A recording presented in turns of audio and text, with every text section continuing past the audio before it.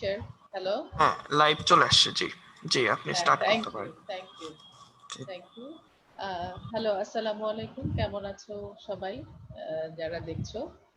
আজকে তোমাদের ক্লাসের আজকে এটা ফোর্থ ক্লাস, আমার কিছুটা বাকি থেকে গিয়েছিল তৃতীয় ক্লাসের, সেইখান থেকেই শুরু করব। অলমোস্ট শেষ করেছি আমরা ক্লাসগুলো। বা আমাদের টপিকস ছিল ডেন্টাল অ্যামালগামের টপিকসে আমরা একদম শেষ পর্যায়ে চলে এসেছি। যে দুইটা ব্যাপার বাকি ছিল, একটা হলো মার্কারি যে হ্যাজার্ড গুলো আছে সেইগুলো নিয়ে আমরা একটু আজকে আলাপ করব, আর ওরাল ম্যানিফেস্টেশনে মুখে কি কি ধরনের প্রবলেম হতে পারে সেইগুলো নিয়ে একটু আলোচনা করব। খুব অল্প সময়ের মধ্যে ক্লাসটা আজকে শেষ করতে পারবো। তোমরা চাইলে কোশ্চেন করতে পারো। যতটুকু সম্ভব ইনফরমেশন আমি গ্যাদার করেছি এবং তোমাদেরকে দেওয়ার চেষ্টা করেছি, যেহেতু সরাসরি ক্লাস নেওয়া যাচ্ছে না, দূর থেকে তোমাদেরকে না দেখেই আমার ক্লাস নিতে হচ্ছে।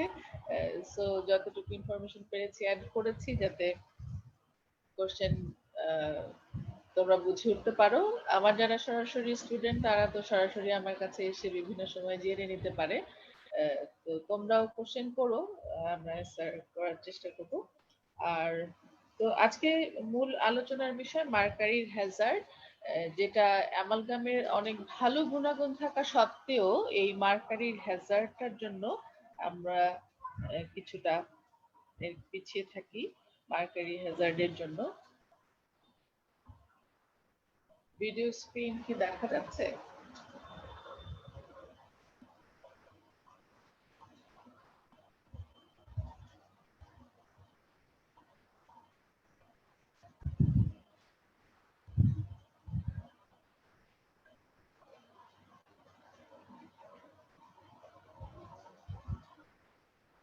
ভিডিও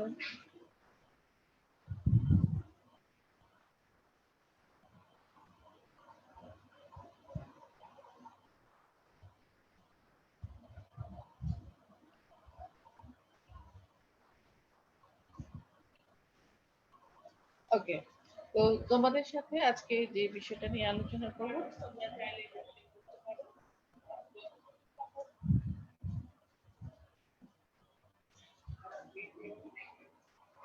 ঠিক আছে, আমরা শুরু করতে চাই মার্কারি টক্সিসিটি। মার্কারির এক্সেস মার্কারি যেন কোনোভাবেই আমরা ইউজ না করি, সেক্ষেত্রে আমাদের সবসময় কনসার্ন থাকতে হবে। আমরা এটা নিয়ে আগেও বলেছি যে এক্সেস মার্কারি কোনোভাবেই ইউজ করা যাবে না। সবসময় আমাদের খেয়াল রাখতে হবে যেন মার্কারির পরিমাণ কম থাকে, এই ব্যাপারটা আমরা অ্যাসিওর করব। কারণ মার্কারির অনেক রকম হ্যাজার্ড আছে, এই কথা বারবারই বলে এসেছে। আজকে কি কি হ্যাজার্ড আছে, কি কি সমস্যা হতে পারে মার্কারির কারণে, সেগুলো নিয়ে একটু ডিটেইল আলোচনা করব। অ্যামালগাম ফিলিং আমরা জানি 150 বছর আগে থেকেই এটা অ্যামালগামেশনটা শুরু হয়েছে, এবং মার্কারি যখন থেকে ইউজ হচ্ছে অ্যালয়ের সাথে এটা রিলিজ করেই যাচ্ছে। এবং আমরা নেচারে অনেক রকম মার্কারি সোর্স আছে, তারপরেও ডেন্টিস্টরা কিছুটা কনসার্ন এই মার্কারি হ্যাজার্ডের জন্য। আমরা যেহেতু অ্যামালগামের সাথে ইউজ করি, দেখা যায় যে 8টা অ্যামালগাম ফিলিং থাকলে 120 মিলিগ্রাম স্যালাইভাতে মার্কারি পার ডে রিলিজ হতে পারে। এবং ডেন্টিস্টরা কিন্তু 4 time as much as body burden for mercury as an average non-dentist। আমরা যারা মার্কারির সাথে কাজ করছি, কাজ করতে গিয়ে আমরা বিভিন্ন রকম হ্যাজার্ডে পড়ে যাচ্ছি, যেহেতু মার্কারি খুব সহজেই ব্যাপার হয়, খুব সহজেই এটা এয়ারে চলে যায় এবং কিছুক্ষণের মধ্যে 2.5 সেকেন্ডের মধ্যে আমাদের লাঙে চলে যায়। কাজে ডেন্টাল ওয়ার্কাররা তাদের হেয়ার, ফিঙ্গার নেইলস এই জায়গাগুলোতে মার্কারি বহন করে। এবং যারা মার্কারি ফিলিং যাদের দাঁতে আছে, তারা স্যালাইভা পার ডে যদি 8টা ফিলিং থাকে, অনেক বেশি পরিমাণে থাকতে হবে, তাহলে 120 মিলিগ্রাম স্যালাইভা তে তারা 120 মিলিগ্রাম মার্কারি রিলিজ করে। এবং এখান থেকে বিভিন্ন ধরনের সিস্টেমিক হ্যাজার্ড হতে পারে। মার্কারি লেভেল অনুযায়ী হ্যাজার্ড গুলো হয়, মার্কারি লেভেল কম বেশির উপর ডিপেন্ড করে যে টক্সিসিটিটা কেমন হবে। মার্কারি আমরা একটা অংশ, কিন্তু মার্কারির হ্যাজার্ড সারা বিভিন্ন ভাবে এনভায়রনমেন্টে মার্কারির পলিউশন আছে, আমরা একটা অংশ।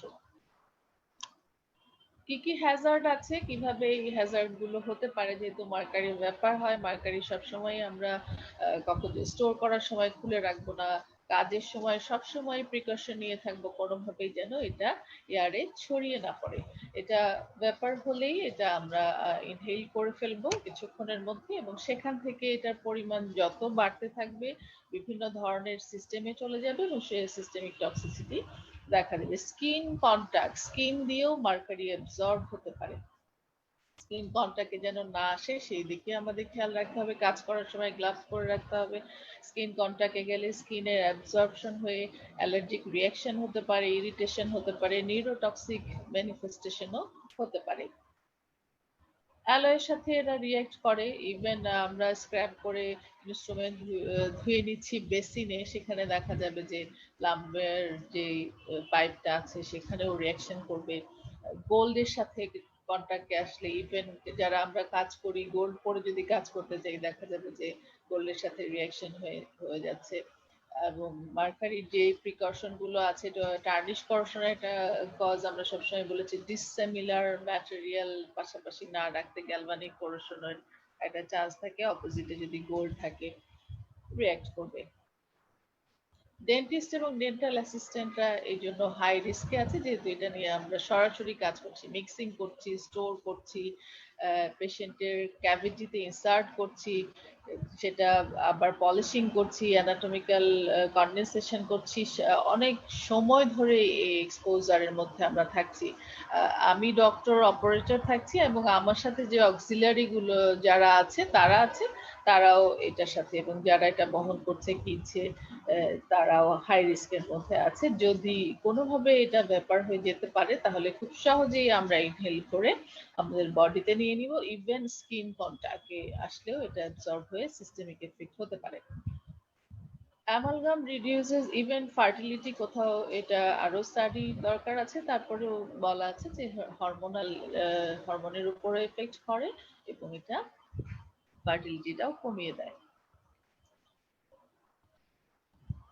একটা ডেন্টাল চেম্বারে নানান ভাবে মার্কারি কন্টামিনেশন হতে পারে। স্টোর থেকে শুরু করে, যেখানে স্টোর করেছি সেখানে প্রপার স্টোরেজ আছে কিনা, কাভার্ড আছে কিনা, আনকাভার্ড অবস্থায় থাকলে বা লিকেজ কোনো স্টোরেজ ক্যাপসুল প্রি ক্যাপসুল গুলো যদি কোনো লিক থাকে, সেখান থেকে ব্যাপার হতে পারে।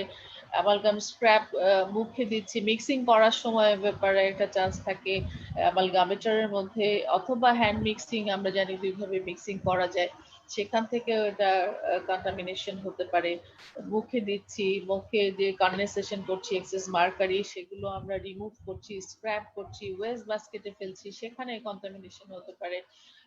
স্ক্র্যাপার যে কন্টেইনার আছে সেখানে মার্কারি স্কুইজ করছি, এক্সেস মার্কারি রিমুভ করছি, সেখান থেকেও এক ধরনের কন্টামিনেশনের সুযোগ থাকে। যেই ইনস্ট্রুমেন্টে দিচ্ছি সেখানে এটা ইনস্ট্রুমেন্টের সাথে এটার কন্টামিনেশন হচ্ছে। কাজে এই সবগুলো ব্যাপার আমাদের খেয়াল রাখতে হবে, যে কোথাও যেন মার্কারি, এবং স্কুইজ করার সময় বা কাজের সময় মার্কারি স্পিলেজ হয়ে গেল, ফ্লোরে পড়ে গেল, ফ্লোরের টাইলস এর মধ্যে দেখা গেল যে ট্র্যাপড হয়ে থাকলো।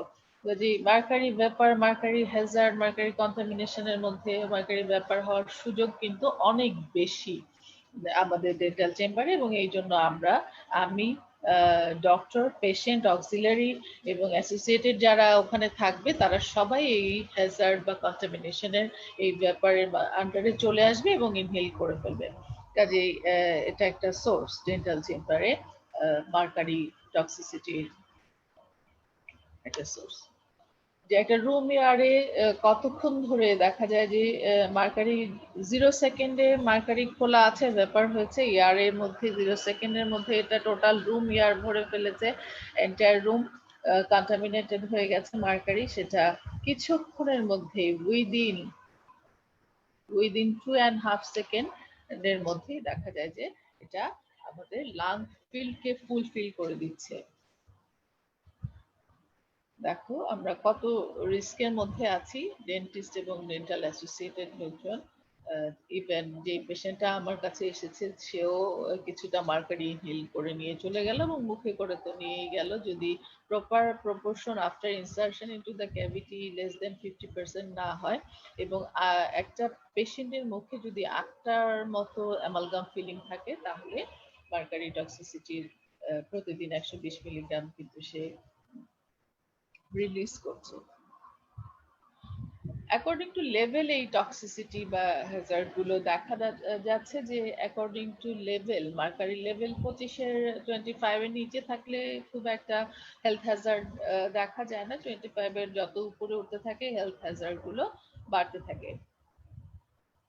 দেখা যায় যে মিনিমাম যে সূক্ষ্ম চেঞ্জ গুলো দেখা যায় 25 থেকে 10 এর মধ্যে সাবটেল যে চেঞ্জ গুলো আমরা দেখি সেগুলো যে decrease response on test for nerve conduction, brain wave activity, verbal skill, এগুলো 25 থেকে 100 লেভেলের মধ্যে। 100 থেকে 500 লেভেলের মধ্যে দেখা যায় যে মাইল্ড টু মডারেট সিমটম দেখা যায়, irritability, depression, memory loss, minor tremor, and other nervous system disturbances, and early sign of disturbed kidney function. এছাড়া প্রোনাউন্স সিমটম যেগুলো আছে, প্রোনাউন্স যেগুলো 1000 লেভেল পৌঁছে গেলে কিডনি ইনফ্লামেশন হতে পারে, সোলেন গাম থাকতে পারে, প্রোনাউন্স ট্রেমর থাকতে পারে, নার্ভাস সিস্টেম ডিস্টারবেন্স, এগুলো একদম হাই লেভেল অফ মার্কারি টক্সিসিটিতে হতে পারে। সবগুলোর কজই যে ডেন্টিস্ট তা না, আরো অনেক সোর্স আছে। কি কি সিমটম দেখা যায় সাধারণত মার্কারি টক্সিসিটি হলে? সিস্টেমিক সিমটম, খুব বেশি পরিমাণে মার্কারি টক্সিসিটি, মার্কারি লেভেল যদি বডিতে বেড়ে যায় তাহলে কি হয়? অ্যাড্রেনাল গ্ল্যান্ড ডিসফাংশন হতে পারে, anorexia, birth defect, brain damage, depression, dermatitis, dizziness, fatigue, hearing loss, hyperactivity, insomnia, kidney damage, memory loss, migraine, এগুলো থাকতে পারে, হতে পারে মার্কারি টক্সিসিটির জন্য। Mood swing, nervousness, pain in limb, skin rashes, even schizophrenia, thyroid dysfunction, peripheral vision loss, এগুলো mercury টক্সিসিটির কারণে হতে পারে।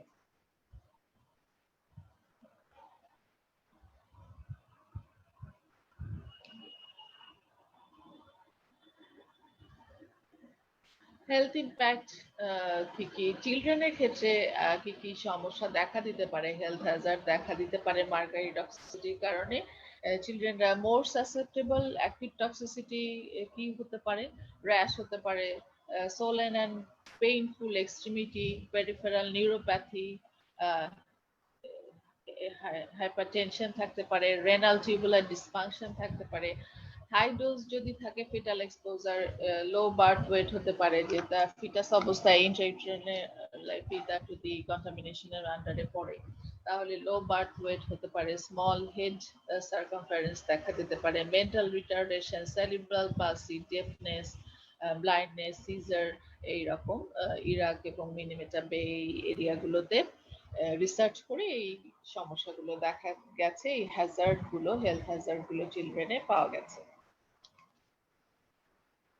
স্মল ডোজ অবস্থায় থাকলে কিছুটা সূক্ষ্ম কিছু চেঞ্জ থাকে, আমরা দেখে পাই। সেগুলো হচ্ছে ল্যাঙ্গুয়েজ প্রবলেম থাকে, মেমোরি অ্যাটেনশনের প্রবলেম থাকে, ফাইন মোটর, যে কোনো কিছু সে আর্ট করছে বা লিখছে, কি একটা কাপড় পরছে, এইগুলো সে করতে পারছে না, ফাইন মোটর। ভিজুয়াল স্পাশিয়াল, কোনো একটা জিনিস দেখে তার ডিস্টেন্স বা তার ডায়ামিটার সে বুঝতে পারছে না, এই সমস্যাগুলো স্মল ডোজ থাকলে এইগুলো দেখা যেতে পারে। বিভিন্ন দেশে এটা স্টাডি করা হয়েছে যে কি কি হেলথ ইমপ্যাক্ট থাকতে পারে মার্কারি টক্সিসিটির কারণে। নিউজিল্যান্ডে দেখা গেছে যে আইকিউ লেভেলটা কমে যায় 3 point if women had child born and their hair mercury level more than 6 milligram per gram. ইত্যাদি যদি দেখা যায় যে একটা মহিলার এই লেভেলের মার্কারি থাকে তখন তার বাচ্চার আইকিউ লেভেল কমে যেতে পারে 3 পয়েন্ট। সিসিলি স্টাডিতে দেখা যায় যে তেমন খুব একটা তারা এফেক্ট পায়নি সেই ক্ষেত্রে, কিন্তু দেখা যায় যে বেবিরা একটু ডিপেন্ডেন্ট হয়ে যায় সবকিছুতেই। ফারাও আইল্যান্ডে যেটা হয়েছে যে 14 ইয়ার্স এর মধ্যে তারা ফিটাল এক্সপোজারের আফটার 14 ইয়ার্স পরে যে সব সমস্যাগুলো দেখা যায়, যে মেমোরি, অ্যাটেনশন, ল্যাঙ্গুয়েজ, ভিজুয়াল, স্পাশিয়াল, এই প্রবলেমগুলো দেখা যায়।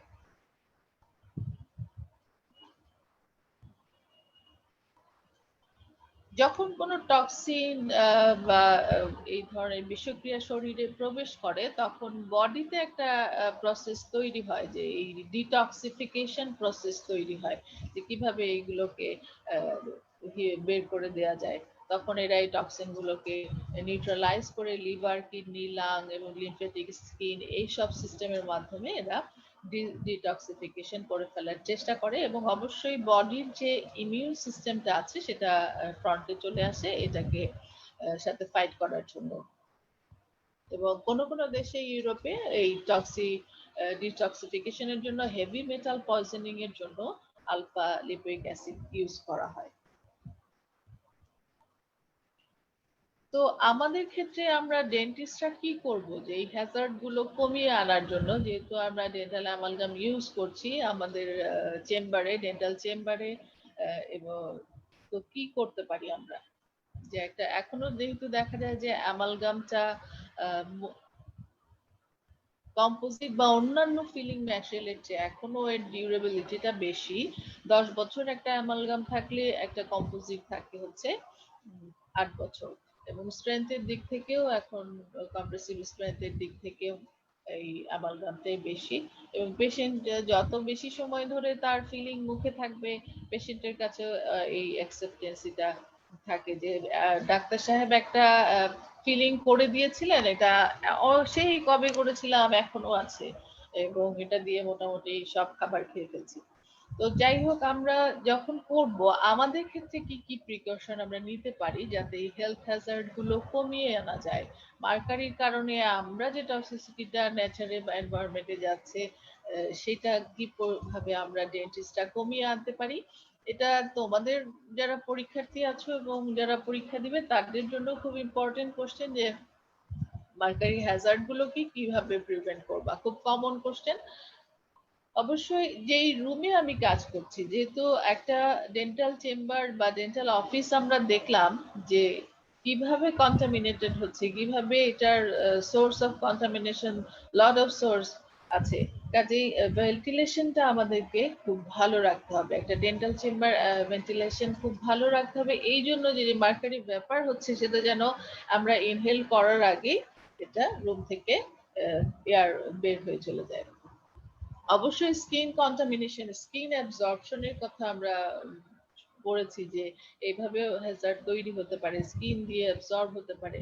আমরা গ্লাভস দিয়ে, অবশ্যই গ্লাভস পরে কাজ করব, যখনই এই হ্যান্ডেল করব এই মার্কারি এবং অ্যামালগাম, যখন মিক্সিং করব, ট্রাচুরেশন করব, গ্লাভস পরে নিতে হবে। কোনো কারণে যদি এটা স্কিনের কন্টামিনেশনে চলে আসে, অবশ্যই সোপ ওয়াটার দিয়ে ভালো করে ওয়াশ করে নিতে হবে, যাতে কোনোভাবেই এটা স্কিন দিয়ে অ্যাবসর্ব করে না যায়।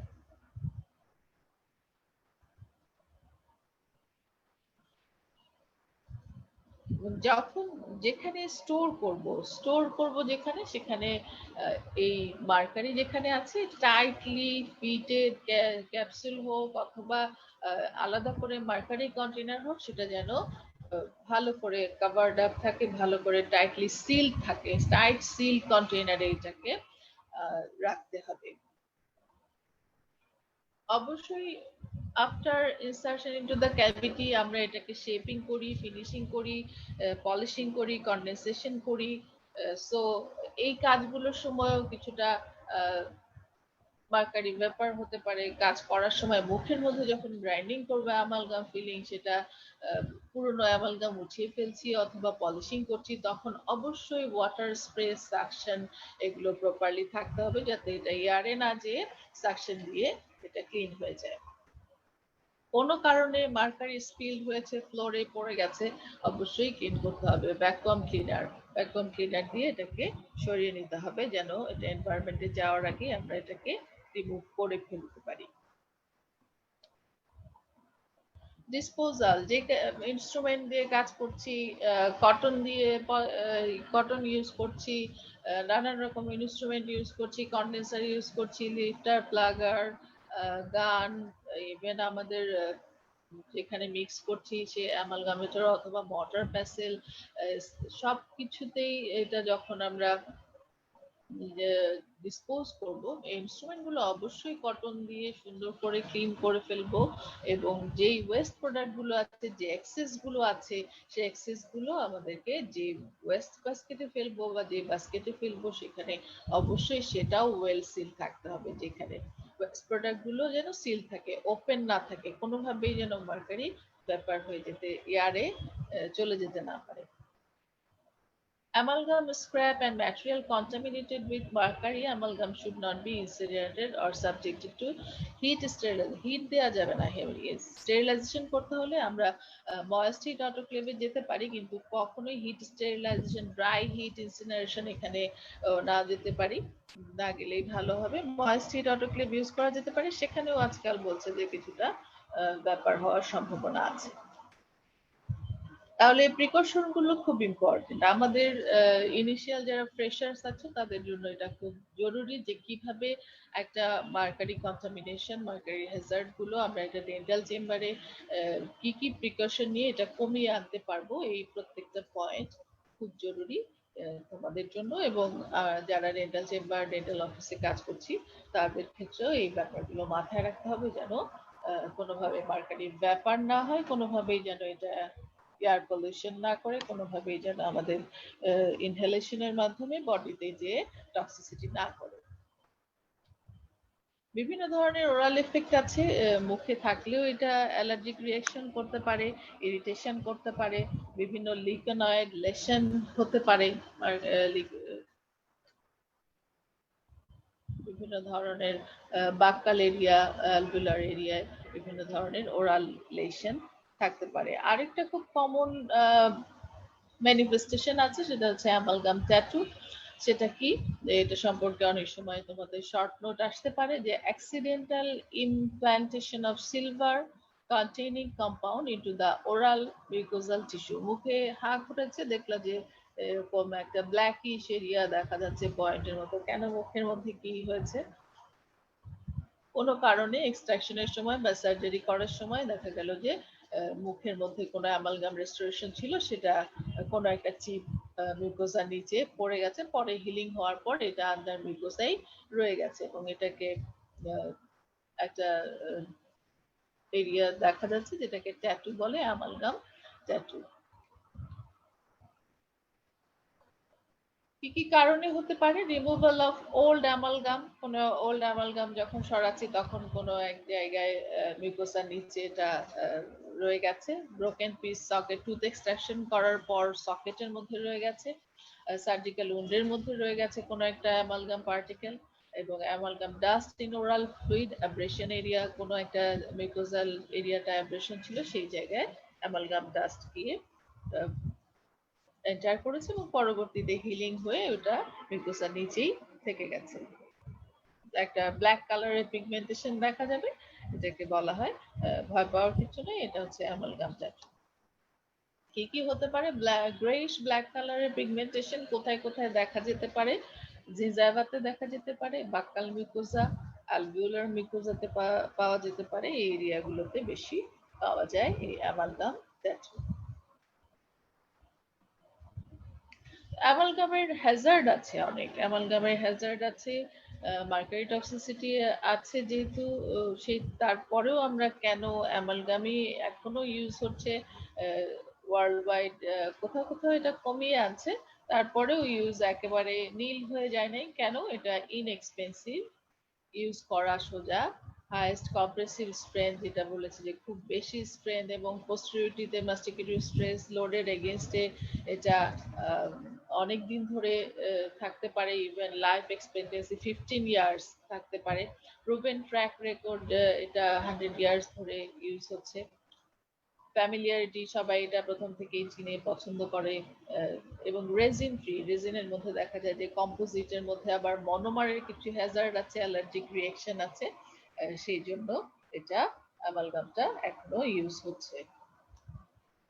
অল্টারনেটিভ ম্যাটেরিয়াল এই হ্যাজার্ড গুলো প্রিভেন্ট করে অ্যামালগামের কাছাকাছি কম্প্রেসিভ স্ট্রেংথ, অ্যামালগামের কাছাকাছি ডিউরেবিলিটির কি কি আমরা ইউজ করতে পারি অল্টারনেটিভ ম্যাটেরিয়াল হিসেবে? Composite, resin, glass ionomer, ceramic, metal, এগুলো অল্টারনেটিভ ম্যাটেরিয়াল হিসেবে ইউজ করা যেতে পারে যদি মার্কারির হ্যাজার্ড বা টক্সিসিটি গুলো আমরা কমিয়ে আনতে চাই। এবং পাশাপাশি এই ম্যাটেরিয়াল গুলো দেখা যায় যে অ্যাস্থেটিক্যালি ভেরি গুড। একটা সিরামিক বা একটা কম্পোজিট রেজিন দিয়ে যদি আমরা ফিলিং করি, দেখা যায় যে অ্যামালগামের চেয়ে এর অ্যাস্থেটিক প্রপার্টি 100 টাইমস বেটার। এখানে দেখো রিপ্লেসমেন্ট বা সিরামিক রেস্টোরেশন। সিরামিকের সুবিধা হচ্ছে অল শেডে পাওয়া যায়, এত অ্যাস্থেটিক্যালি এটা পারফেক্ট যে ইভেন ন্যাচারালিটিতে যদি কোনো পিগমেন্টেশন থাকে সেটাও আমরা রিপ্লেস করে দিতে পারি। এবং এটার হার্ডনেস, পেন, ভিতরে যদি অ্যামালগাম সিরামিক ক্রাউন যদি করে দিই ভেতরে অ্যালয় দিয়ে, তাহলে স্ট্রেংথটাও আমরা পাবো, সেই প্রসেসেও আমরা যেতে পারি। এছাড়া composite ceramic, all ceramic restoration আছে, সেখানেও যেতে পারি। এখানে দেখো একই দাঁতে অ্যামালগাম রেস্টোরেশন করা হয়েছে এবং পরবর্তীতে কম্পোজিট দিয়ে রেস্টোরেশন করা হয়েছে।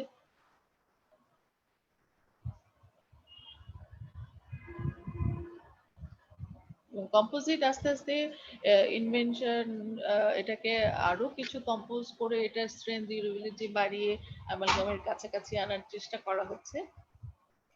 তো অ্যামালগাম সম্পর্কে আমরা মোটামুটি শেষ পর্যায়ে চলে এসেছি আজকে।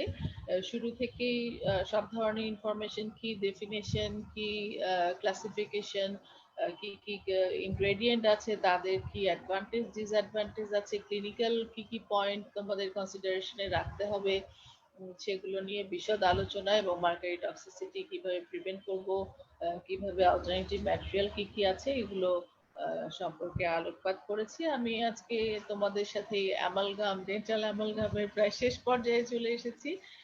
এই সামারিতে এটাই বলতে চাই যে এইটা এই ম্যাটেরিয়াল সম্পর্কে যখন পেশেন্টকে আমরা সব ধরনের ইনফরমেশন দিব যে এই এই সুবিধা আছে, এই অসুবিধা আছে, আপনি করতে চান কিনা, তাহলে রিস্ক বেনিফিট সবকিছু সম্পর্কে জানিয়ে নিব করার আগে। এবং এখনো পর্যন্ত যে হেলথ হ্যাজার্ডের কথা ওয়ার্ল্ড ওয়াইড বলা হচ্ছে, সেটা আমাদের দিক থেকে একটা ডেন্টিস্ট কতটুকু সেই তার সাথে আছে, বা কি ধরনের আমাদের পোর্শন থেকে কি ধরনের হেলথ হ্যাজার্ড আছে, কোন লেভেলের এক্সপোজার আছে, কি কি সমস্যা হতে পারে, সেইগুলো নিয়ে আরো ডিটেল স্টাডি প্রয়োজন আসলে। কাজেই আমরা কতটুকু রেসপন্সিবল এবং এটা থেকে আমাদের কি একেবারেই বাদ দিয়ে ফেলবো, না এটা ইউজ করা যেতে পারে উইথ প্রিকশন, সেটা নিয়েও কন্ট্রোভার্সি থাকতে পারে। And we must continue our environmental protection effort, যদি চাই যে আমরা এনভায়রনমেন্টে আমাদের অংশটুকু যেটা যত মিনিমামই হোক কমিয়ে আনতে চাই, তা এবং আমাদের সোয়েল সিস্টেম, ওয়েস্ট সিস্টেমে এটা যেন পরিমাণে কমিয়ে যায়, এবং হিউম্যান হেলথের যে হ্যাজার্ড আছে সেটার কনসার্ন থেকে চাইলে আমরা এটা অ্যাভয়েড করে অল্টারনেটিভ ম্যাটেরিয়ালও ইউজ করতে পারি। আর পরীক্ষার জন্য অবশ্যই কি কি পড়তে হবে বলেছি। তারপরেও তোমাদের কোনো কোশ্চেন থাকলে আমাকে জিজ্ঞেস করতে পারো। কিছুক্ষণের মধ্যে যদি কোশ্চেন না থাকে ক্লাসটা শেষ করব। তোমাদের সাথে ছিলাম, খুব ভালো লেগেছে, এবং আমি খুব কনসার্ন ছিলাম যে কিভাবে আরো ভালো করা যায়, কিভাবে আরো ভালো করে তোমাদেরকে আরো কিছু ইনফরমেশন দেয়া যায়, এই ব্যাপারটা ছিল। এবং আমার সাথে তারান্নুম, আদিবা ছিল, স্নেহা পাল ছিল, রেহা HMG7 এর ছিল, ওরা আমাকে সাথে সবসময় কমিউনিকেট করেছে। ফরহাদ, মামুনুর রশিদ, ওরা ছিল, সবসময় কমিউনিকেট করেছে কিভাবে তোমাদেরকে আরো ভালো দিতে পারি, আরো ভালো ক্লাস করতে পারি তোমাদের নিয়ে।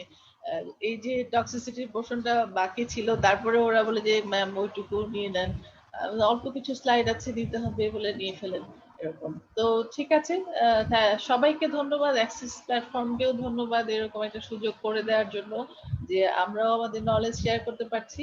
এবং স্টুডেন্টরা, ডেন্টাল এবং মেডিকেল স্টুডেন্টরা যেসব ক্লাস হচ্ছে আমি দেখি, খুব ভালো লাগে আমার, যে এত নলেজ গ্যাদার করার একটা শেয়ারিং এর যে প্ল্যাটফর্ম। খুব সবাইকে ধন্যবাদ। কারো কোনো কোশ্চেন থাকলে প্লিজ, তা না হলে আমি শেষ করবো। পরেও কোশ্চেন করতে পারো চাইলে তোমরা।